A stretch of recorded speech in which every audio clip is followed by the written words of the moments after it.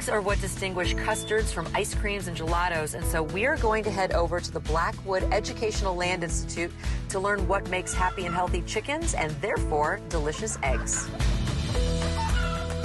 So first off, kind of give me the lay of the land. Where are we exactly, and what do you do? We are 45 minutes west of Houston. We are an hour and a half east of Austin, and we are a teaching farm. And I think before we would say anything at all about producing or growing product, we talk about ourselves as being soil farmers. We're interested in nutrient-dense soil because that makes our food nutrient-dense.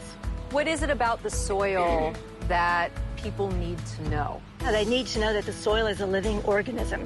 It has all sorts of microbes in it that are living, eating, and breathing microorganisms that move around and help disseminate nutrients and minerals and water to all the plant roots that are in the soil. Soil is alive. Soil is alive, yes. And so what role do the chickens play? Oh my gosh, the chickens provide aeration, they provide fertilizer, they provide eggs, they provide meat, they provide insulation, they provide feathers for pillows, they provide alarm clocks and fabulous stories.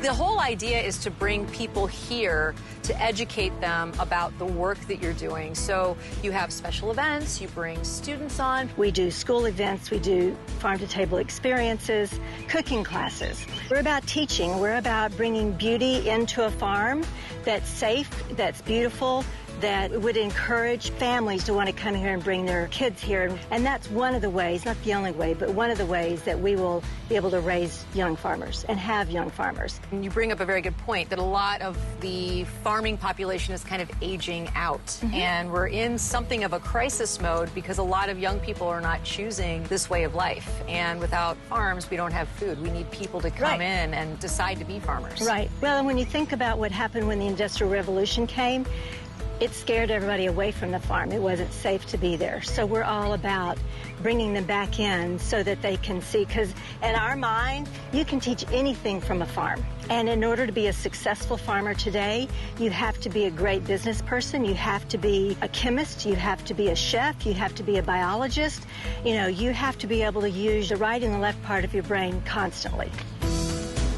This is exactly what the future of food is, and what you're doing is just incredible.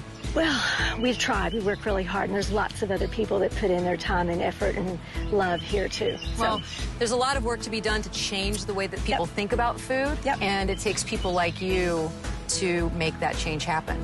It's the hardest thing I've ever done and the most rewarding thing.